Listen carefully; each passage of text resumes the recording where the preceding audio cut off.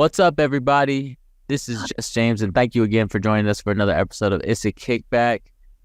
Be sure, wherever you're listening on, be sure to leave a rating, a review, a comment, a like, subscribe to our channel. It all goes a long way, and we're very grateful.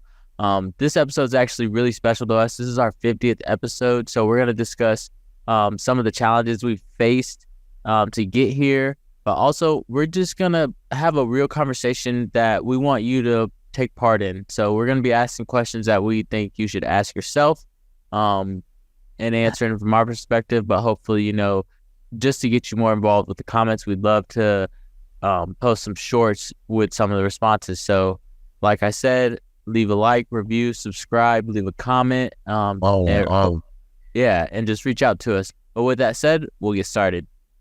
Once again, thank you again for joining us for another episode of Issa Kickback. I'm here with my co-host. My soul's Walden. What to do? Yeah, and we're back, baby. Number 50. Yeah. We made it. That's crazy. 50. 50. It wasn't a pretty journey either, but we did. We made it here. 50 episodes of Issa Kickback, and it's been fun and a learning process. How do you feel about hitting number 50?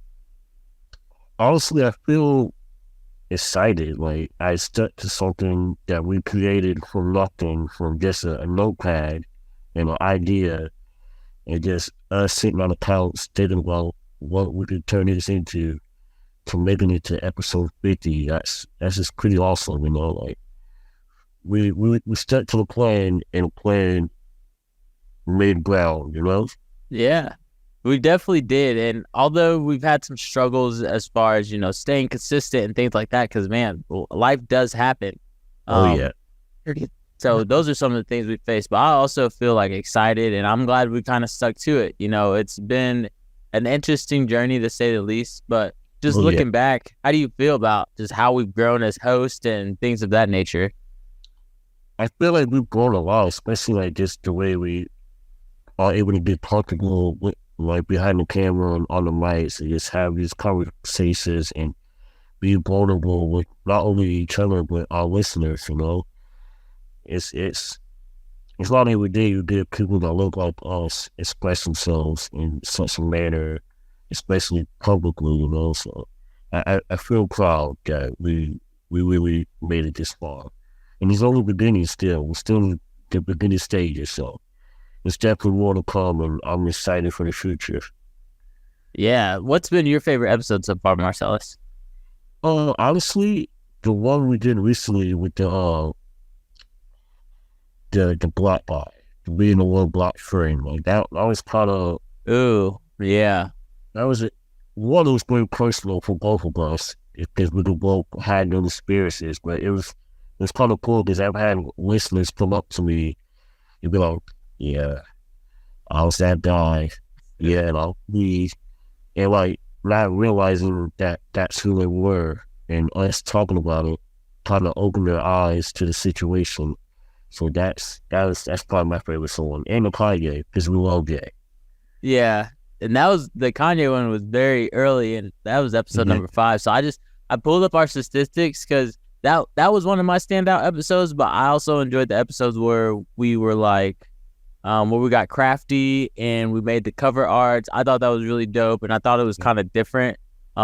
Instead of just hearing us talk, there's a better visualizer and things like that. So that's probably my favorite episode. But I pulled up some of our analytics, man. It's kind of crazy because some of our best episodes come after our middle peak. So we had to start doing something right. So do you know what our most played episode is? I want to say it's the albums one, isn't it? Nope. It's not? Okay, let me rephrase. On our streaming, not YouTube streaming. What do you think it is? All right, cool. It's with the guest. We were kicking it with the guest. Oh, was it Side? Nope. So kicking it with Alex Adams, we came on, we talked about what he's been doing with the community as far as cycling and things of that nature, and things to come in Quincy when it comes to recreational activities and stuff like that. So that's our most played episode. And then after that, I know you won't guess this one because this one. All right, this is just us when we just got back in our zone. Do you know this one? Now, you gotta tell me what He's like, quit asking, bro. I need So to know. our second, so Kicking It with Alex Adams has 78 plays on the streaming platforms, which is pretty good considering most of our episodes these days only get around 20 to 30, minus YouTube. But So, the second episode after that, episode 37, I'm single again, and that's pretty much what we. Yeah, that's the episode where we pretty much just talked about like being broken up with and things of that nature and how we navigate that and how like dating has changed from when we started our relationships to, you know, when they ended. And it ended for sure. That's hilarious. Yeah, so that's our second most played episode. So I knew you didn't know because I'm more of the backing kind of guy. So I knew you didn't know, but I knew one of them was gonna surprise you. So definitely, I did not know that. Well, thank you, especially to fellow broken uppers, how you want to call it. Yeah.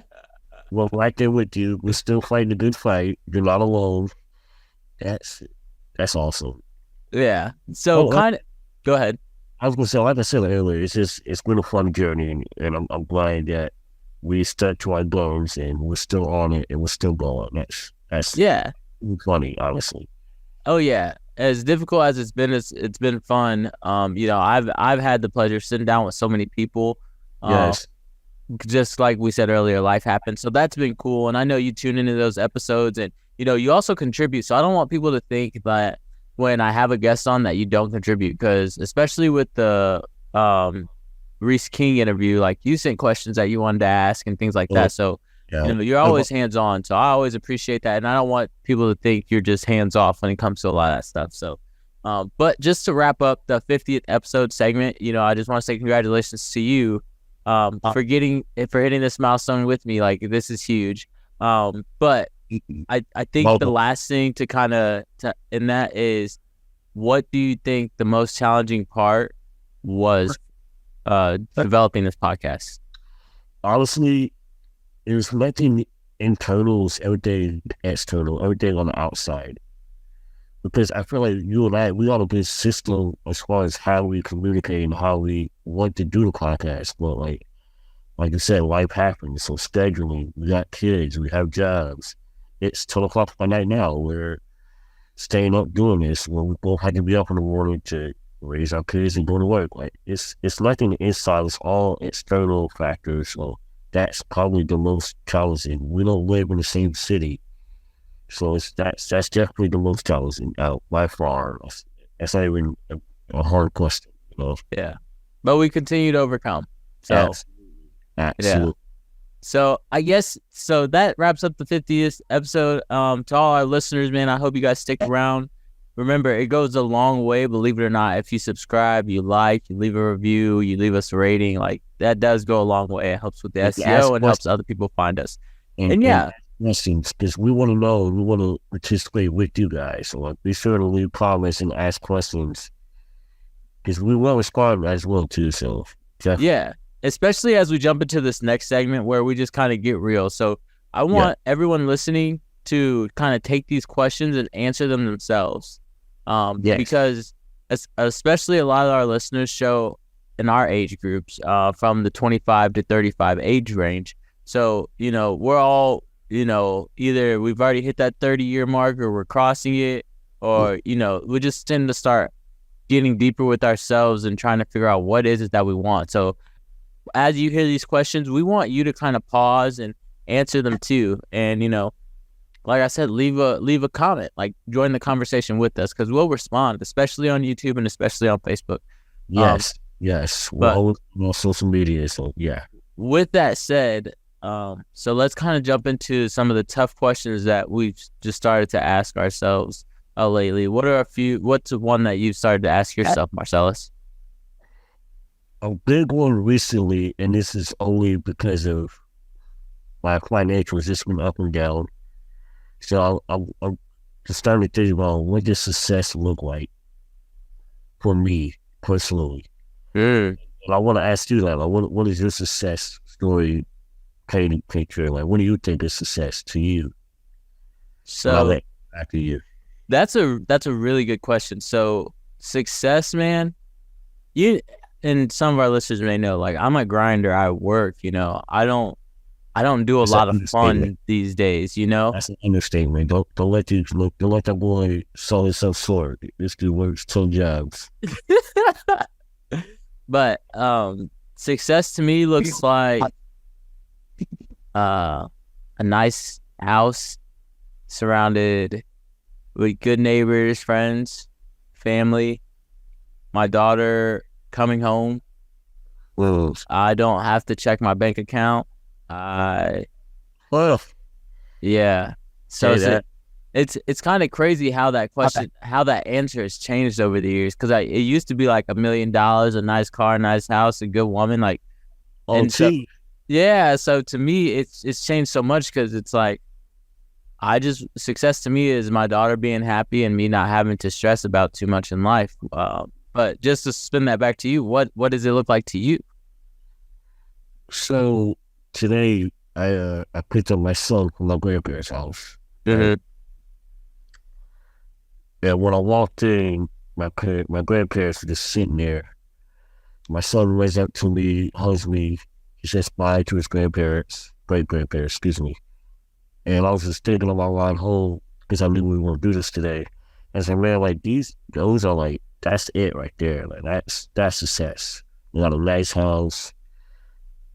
When we have barbecues, all the fruits of the labor is right there.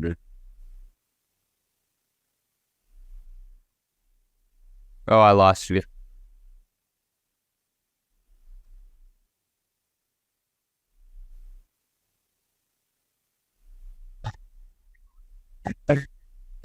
And I see them just surrounded by love and family, and I don't know the context, but like they're okay. They have food in their fridge. They have a nice car in the driveway. That and like you said, our kids being happy. This is a cold world. I always want to see them smile. That would be success. Now previously, before I had kids, it was just 100 meal at least 3 bitches, at Mm. least. I gotta live in Tokyo, Canada. I don't want to be in America anymore. I still don't. Okay, my kids are here, so I gotta be here. And a lot of weed. This is before I had kids. I don't even smoke weed anymore. So like, it's funny that like times change as you get older and your perspective of success changes. Yeah. Well, but I will say, this is kind of a part 2 to the same question. Do you think that the financial aspect will always be a big part of success, or does it have to be a big part of success? I think as an American, it does. Mm. Yeah, yeah, Because simply because everything around us, like you have to have money. Like I had this conversation at work and it was like, you can pay off your house, but you still have to pay property taxes yeah, yeah, or they can take your house. yeah, So you're always going to have some kind of income or yeah. some fat wad of cash. You're always going to have it. So I think money will always be involved to have the true feeling of success, whether it be temporary or long term. Like, Long term, yeah. but yeah, that's a great question too. But I want to ask you though, and to ask our listeners, what steps are you going to take to reach that moment of success? Honestly, just keep on people on me, and a lot of it is finding the right partner. And though we're not together like children's mother and I still believe she's a great partner. I don't That's mean that. awesome. I don't mean that relationship, but like a partnership. Yeah. I mean, y'all got kids to raise. Exactly. So as far as that, I think that's the big step in maintaining a good relationship, so we can keep our kids happy and healthy and smiling and bringing love in a good environment.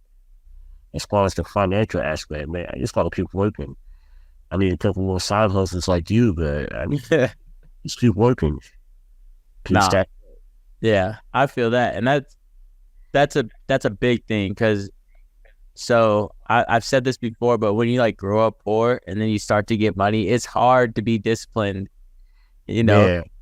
So, and yeah. so that's something I've faced. Like even with all these side hustles, don't get me wrong, but not to get it too personal, but So, with even with all those side hustles, it's like, man, I gotta hold up, I gotta watch what I'm spending, you yeah. know. So, yeah. So that's just something I face. But I think I think that's the biggest one for me is to be able to maintain that discipline and continue to put money away and not touch it and Yeah. things like that. Because I think that's one of the hardest things people in our generation face, or at least I don't want to say generation. That's a blanket statement, but people from where we come from and conditions we come from that we've survived face is the discipline to save money. What is a trick that you use to ensure that you do save at least some money? So I've read a lot of books, and I can't tell you which ones it's from, but it's to Yeah. pay yourself first. Okay. Pay yourself first. So man, I get a check every Thursday. I put 10% in a savings account. I put 10% in my Roth, and I put 10% towards my business every week. I do that, and then 10% goes to my daughter every week. And then it's from there, it's like, okay, now I pay bills. And that's the pay yourself first, because it's like, and then it's like, if there's something I really wanted, like I bought a new computer for the YouTube channel, I'd take another 10%, start putting that up. And then when it comes to bills and stuff, it's like, all right, I put all this money away. What do I have left for bills? Okay, now I got to go, maybe I'll go drive Lyft. Maybe I'll go do Instacart. Then I'll make it. But I make sure to pay myself first because I worked hard for this money. I need to take care of myself. So that's something I always tell people. You put yourself as a priority over the bills. Yeah, I mean, don't get me wrong. Bills are going to get paid. You just got to work a little bit harder in the sense because I can't imagine never putting money up for myself to go out to eat or to go on any of these trips I go on, Yeah. So, yeah. But yeah, that's the pay yourself first. And, it doesn't have to be to that extent. It can start out small, dude. I think when I first moved to Jacksonville, I was putting $20 a week up. Yeah. That's gas. But, 4 or 5 months of doing that. You need it. Yeah. That's a couple $100. So it's like, man, I got like $400 now. But yeah, so I pay yourself first. But yeah, what about you? Oh, I started with you. And what's that? But okay, so I want to ask you and our listeners, life's a journey, it's ups and downs. What's a challenge or experience that's led to personal growth and resilience? Okay.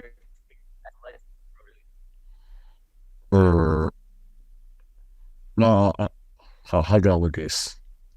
Confidence. So the way I look, I had Creature Collins syndrome, and I don't look like everyone else, obviously. And we grew up in a small town, and people aren't used to the way you look, or they look different from them. They often make fun of you, or say things behind your back, or ask 100 million questions, and think that there's something wrong with you, or something like that. Now, being that one, my mom looks just like me, she has the same syndrome, so I have her as a role model. So I was able to look at her to have that confidence that, oh, well, I'm just like her, so I'm normal. Well, growing up, we had to like get kids, calling me names and stuff like that. It took a toll on me, on my confidence and on my spirit. Well, I had to realize who the fuck I am. And know that, like, and look in the mirror and be like, man, you a sexy nigga, boy. Don't let them derail your spirit. Luckily, I didn't grow up in the social media age because I don't know what I would get with that. But that was a big challenge for me growing up. And And thankfully, I have my mother, I have my family, I have my real friends that like never treated me different or allow me to succumb to, oh, he's special type of, Yeah. you know what I mean? Like, don't, yeah, he's special to the East. Like, they never let me do that. Like, my Yeah, they cousin, treated you like anyone else. yeah, my cousin still beat the shit out of me. My sister still wouldn't last. Like, my mom still wouldn't, you know what I mean? Like, one of them special. I tried out for the football team. I got tackled. I said, this ain't for me. You know, like, I did all Same. that. Same. Man, look, I was on safety. I was, like, pick me all through the summer camp there, right?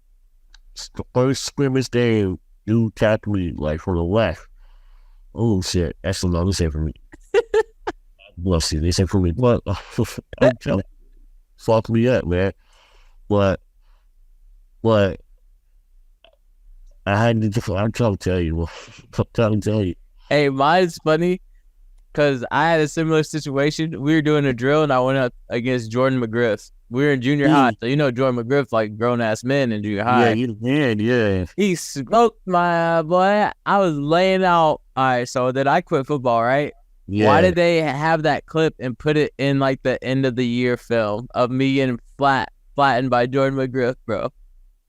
No, they Yeah. both that. Yeah, I got smoked, bro. I was like, yeah, this ain't it. I had to go tell my dad. My dad played football, so he's like, no, you played. I was like, I ain't playing. That's the thing. Like, my relatives play football, and then my cousin Jeff, he's the man, and he's a junior at the time. So I was like, hey, you know, well, thing I want to do anyway.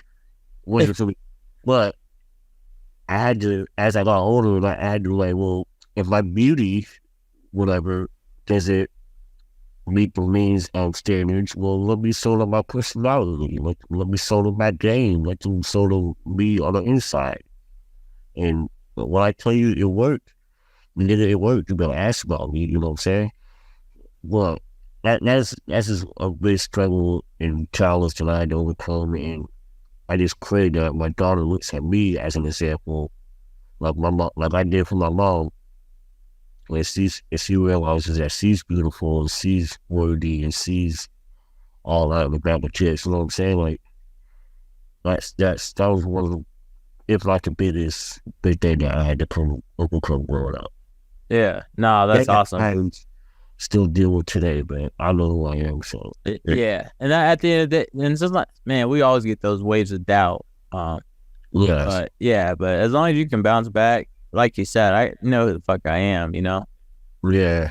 So, go ahead. What about you? What's something that you had to overcome in your life, either now or then? So, I don't have like a home base. I was born in Chicago, lived in Quincy most of my life, lived in Macomb a lot of it, and lived in Jacksonville towards the end of it. Growing up, so I don't have like a home base. I don't have a town where everybody knows me, or you know, everybody kind of respects me, or you know, or I just have the guys. I have like the 6 or 7 people that in Quincy, and that's really it. You know, people know of me, but they don't really know me. So that kind of messes with me a little bit, and I think. For so long, I used to like we talked about that, wanting to be liked and things like that. Yeah. And now I'm to the point where I've fucking been by myself for 2 weeks. I haven't seen anyone. I took my daughter to school and I haven't seen anyone outside of work for 2 weeks. That feels great. Yeah. Like I'm alone, but I don't feel lonely. And I can't say I've always felt like that comfortable with it, you know? But don't get me wrong, like I said, waves of doubt, but you know, in those moments of weakness, I don't go crawling back to nothing I ain't supposed to, so I'm happy for that. Hey. And you know I know. Yeah. No, I know, hey, brother, I hear you, brother. So let's move on to just ask you in the audience, like after you guys hear these questions, like maybe pause it before you hear our answers, or you know, just reflect on how you would answer it too, because these are kind of helping you figure out where you're going and if you're going in the right direction. And to let you guys know that you're not alone in these situations. Yeah, because we're all everybody's just trying to figure it out right now. One day at a time. One day at a time. Wow. So when you look at your life so far, Celis, like what are some pivotal moments that you believe shaped who you are today? So I can think of 3 right off the bat. My uncle's death, because I watched it. My daughter's birth, because she was the first one. And my son's birth, because I participated in it. I helped bring him into this world. And I always had this fear of life and death. And to see it unfold in front of your eyes, it's beautiful, but it's also very fucking scary. Yeah. So like, I guess nowadays I kind of just be more appreciative of every day that I get, and realize that like, man, it's here today, it's gone tonight. Yeah. It's not just progress, not just solid. Yeah. It's fucking, who knows what's gonna happen tonight. Yeah. I seen a quote, not a quote. I seen a video, and it was like, not to derail too far because it relates, but it was like some dude, coworker was like, "What's wrong with you today?" And he's like, "Me and my wife are fighting." And he's like, "Well, you gotta fix it." And the dude was like, "I'll fix it when I get home." And the coworker was like, "Who said you're making it home?" Oh God, yeah. And he was like, "Yeah, I'm gonna go call my wife." Wow. So yeah, you never know. So I feel that. I feel that. And I mean, with my uncle, I was in a weird time. I was 21, 22, so like, no one's thinking about death around that time. Like, that's you're supposed to be lit, look like a bit. You know what I'm saying? Like, yeah. But to see that happen in real life time, and to hear that beat, I said it was fucking traumatizing. Like, yeah. I was love to experience that. I say I have not been in that room. I'm glad I was, but it was fucking crazy. Yeah, that's heavy. That's heavy. And I would say loss is probably a big one of mine. When I was a kid, my neighbor's house burned down, and all the kids were still inside, and we would play with them every day or walk home from school with them, and so that was huge to me. That was my moment. Like, okay, can't take anything for granted. And then it was like, was that here at Quincy? Yeah, 7th Street, Kendall. Yeah, you remember Kendall, Athea, and them? Oh, you was there? I was their next door neighbor. You could look out the window and see their house burning. Oh my goodness! Wow, Oh, sorry, I didn't mean to put you off, but God damn. No, dude, it was fucking brutal. It was brutal. Yeah. It was like that shit messed me up for so long. And we're the same age, so like we were young. Oh yeah, we were young. Like bro, you could hear them screaming. That's what I'm thinking in my head. Like, you could hear them screaming as they burned to death, and there was nothing you could do. All you could do is listen. Fuck. Yeah, that shit fucked all of us up. They're like, we'll get you counselors, and they didn't get us shit. They didn't do shit for us. And to be honest, what could a counselor do at that age? We just knew they weren't gonna be around anymore, you know. And it's crazy because till this day, I'll still stop by and I'll talk to them, and it's crazy. It's crazy. Yeah. But I think another moment is my first suicide attempt. Oh. It was in college. That was huge. Yeah. I was done. And so that's why I'm extra grateful. And a lot of people try to like tell me to stay this cheerful guy and things like that, but like one of my favorite sayings is like, as nice as someone is, they can be just as mean. And not saying I go around just I'm an asshole to people, but because I am genuinely a good guy, and I would prefer to be a good guy. Yeah. But you know, sometimes you can't let stuff slide all the time. You have to address it. And then they're like, "Well, you're supposed to be good," and stuff like that. And it's like, I am. Like, if you ever see me mad or correcting someone, you need to pay attention to what they did, because that's not a common thing. And then likewise, yeah. So, but yeah, so probably that. And then honestly, my daughter being born, I was not prepared to be a father. But god damn, dude, that's the best thing that's ever happened to me. Oh yeah. Not to get too graphic, but did you like, you sit in the front or you sit in the back the whole time, hold her hand? C-section, so I was on the side of her. Right, too much. Yeah. Right. But I held her hand most of the time we were in the room. She was mad at me the whole time, but every girl is at that moment. They're in fucking pain, so it's just like you could be the nicest dog on earth, but in that moment you're dead. None of that matters, dude. Everyone's mad at you. And the fucking chairs are the worst. I get it. The girls are in pain, but them chairs, you gotta sit on the whole time. You're funny as fuck to be complaining about that when they're like pushing a kid out. I understand. I hear you. When them sits, it's the worst, man. That shit's terrible. The second time, I don't even go to sleep. I still don't go sometimes. All right, so moving on from hospital chairs and things of that nature. So for you and all our listeners, I want you guys to kind of sit with this one for a moment. Life like presents us with opportunities for self-discovery. Are there like any standout moments where you surprise yourself with newfound strengths or qualities? Strengths and qualities. Jumping into the workforce, like the real like workforce, out of couple factory jobs, and being me and my size and my build, I was really nervous getting into it. Like I didn't have that confidence I was speaking on earlier to get into it, but I kept through blessing, got hired on, doing my thing, driving tow motors and shit.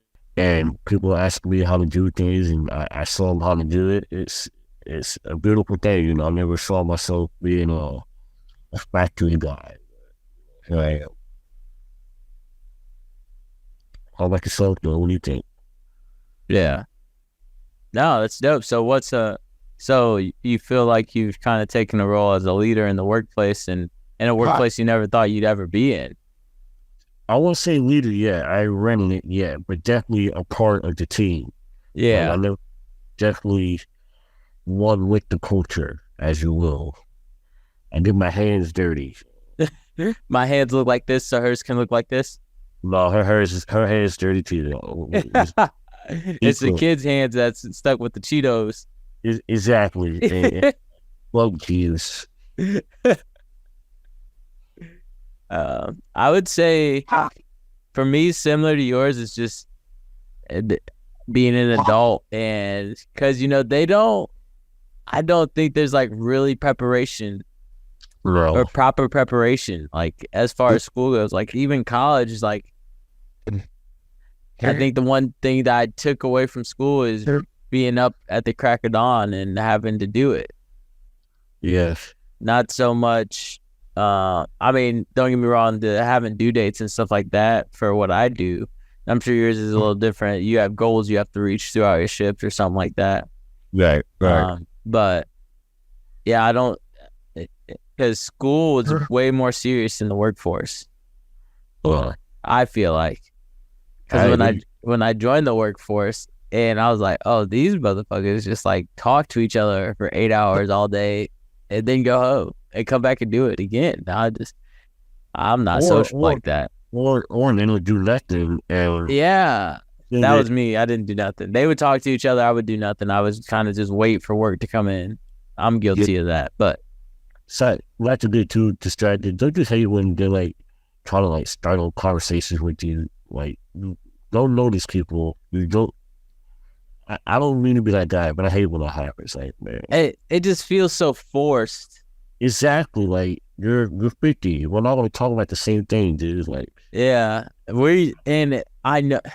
I don't know. I hate to always repeat this, but it's like, I don't think people genuinely care when they talk to me. I don't think they care about what comes out of my mouth. So it's hard for me to like want to talk to a stranger. Yeah. So that's why they talk to each other, and just sit around and wait for work to come in. I'll do the work once it comes in, but like I'm not. I don't know, and that's something that if I'm gonna be in the profession I'm gonna be in, I got to be able to shoot the shit with people, and I'm working on it. So that's one characteristic I need to get better at. We all got one. We all got one. Yeah. But being as we all adults now, and we step back and think about your surroundings and the relationships that you build, who, or you like to say names, but like, what do you think about those relationships and how they were created? So man, relationships for me are so weird because, like I said, I don't think people genuinely care about anything that I say. Right. So it's like, why do you have a podcast if you don't think people care about what you have to say? But I mean, yeah. But I just, I don't know. I don't think so. Relationships to me are always me caring more. A lot of the times, me doing the extra effort. I've never had. Let me rephrase. I've had very few relationships where I felt like it was equal. So, I treat relationships as transactions. You know, a lot of people take from me, and I give, and I don't really. Let me not fuck this up, because there's a lot of people that do a lot of things for me. Right. That's the only way my business has survived, because I have a lot of people I can lean on. But there's a lot of people outside of that inner circle that will tell people that we're friends, or use me on job applications, or for references for things. And it's like, I can't even remember the last time I had a conversation with you. Yeah. So relationships are tough for me. They really are. Like I said, I've been alone for like 2 weeks, so it's just I go to work and I come home and I do music, and that's it. You know, that's it. But what about you? How have relationships for you changed over the years? Honestly, I'll be pretty fucking honest. Honestly, really honest. My relationships have been solid. Like, I'm with the same homies, Care, Zach, Matt, James, like the same homies, Adriana, the mother of my children, the same girl, $2 my cousins forever. Like, I don't really go out of my way. Now, like you said, people claim that they know me and don't even know my middle name or my last name. Like, they don't fucking know, they know Silly Cell. Yeah. Well, the persona that I put on when I'm out and about, like, they don't know me. They don't know my children's name, you know what I mean? So, as far as real relationships, I've been pretty blessed, and not too many people can say that. Like, all my friends, my circle, real circle from high school, it's the same one. I was just with Zach the other day at Walmart. I talked to Jairus today. Like, I've been pretty blessed, and I'm very proud to say that, like, and honored, because I love my friends, and I know they love me, so it's beautiful. Now, yeah, and I agree. I think it's dope to still have those bonds and stuff like that. But as far as like, let's go to the next level. Let's go to the adult relationships that we were just kind of complaining about in the workspaces. So now I'm on the committee for like Alzheimer's, and it's taking me completely like out of my realm, right? So, but the guy that's got me involved is like, he seems like a really good guy, and he really cares about what he does. So that's kind of drawn me in to like want to take that more serious. So how have your relationships formed when it comes to like working and, you know, networking in that sense? So I've always been good at making associates. So I've never had an issue with that point. Like, even today, I got a call from one of my friends that I'm not close with, but he's cool. He said, "Hey, my job's hiring for a big position. I put you down. They're going to call you tomorrow." I was like, oh, okay. Same with I had a job interview for the city job. Another friend put me on. Hey, I know you were looking for a better employment. I got you an interview. So what? So me being me has helped me open doors to those situations. Yeah. So like I said, not everyone knows me, but they know it's still sell. They know that I'm a sell out. I'm a sell out. So whatever person they did, they don't get 100% of that person. Yeah. So, and even with you and us in our podcast, it's going to turn into a financial supplement for us, God willing, one day. Yeah. It's because two friends came up with the idea, and you know what I mean. It's relationships are important. Is what I'm trying to say. So Yeah. No, I think I would approach like high school and college way differently if I knew how important they were. yeah, Because in college I was known as the partier, so when it comes to like real world shit, it's like, yeah. Don't get me wrong, some of them like will still speak up for me and things like that because they see my work ethic today and yeah, things like that. But it's just like I would have taken meeting people more serious because that was when I was open and I was like, yo, what's up? Like I was talking to everybody. I didn't care. So I wish I would have took that more serious. But networking for me now is crazy because like I can network with people in the music, like when it comes to music, like my homie Obos in New York or my homie Freon down south. I got like Sareem and a bunch of West Coast artists I talked to, and I got B Henshaw and PA that I talked to a lot more than I thought I ever would. It was like, so it's not hard if there's like a genuine mutual thing, but when it comes to work, like I'm only here to get a check, like you know, yeah. Whereas music, like I want to meet people I want, like so it's just so it's still like I have to grow up in a sense, you know. So I would say the biggest trick, and it's not really a trick, it's just an approach that I take. Be memorable. Introduce yourself. You know, even when I used to like go on people's houses, I would introduce myself to their parents. But like be cheerful and even like at somebody, I don't even talk to her. Her mom still says hi to me. Like, yeah.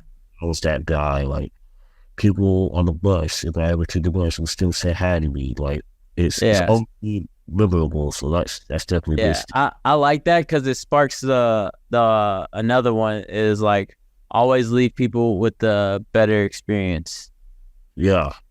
So yeah. No, that's dope. That was a good one. So with that kind of wraps up our 50th episode. Thank you guys for just being along for the ride. I hope you've enjoyed 2023. We've been more consistent with having guests and just being present and posting. So, you know, I hope we can get back to the numbers we were doing soon. But yeah, 50 episodes. That's crazy. Hopefully another 50 more, man. It's been a pleasure. We'll get another 50 times 3. Times 3. Let's run it up on them. Well, but with that said, I'm James. I'm Marcellus. And this was a Kickback. Peace.